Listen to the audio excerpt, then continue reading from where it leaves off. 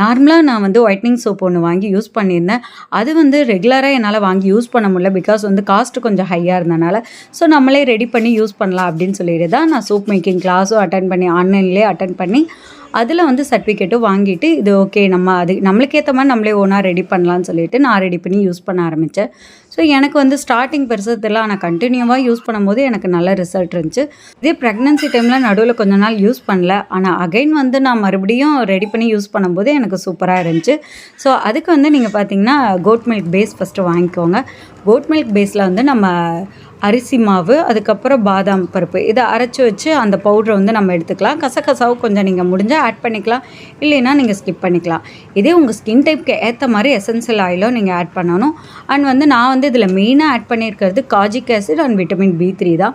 இது ரெண்டுமே வந்து மெயின் இன்க்ரீடியன்ட். இது வந்து ஆன்லைனில் உங்களுக்கு ஈஸியாக கிடைக்கும். இதே உங்களுக்கு லாங் வீடியோ வேணும்னா நான் சேனலில் அப்லோட் பண்ணுறேன், செக் பண்ணி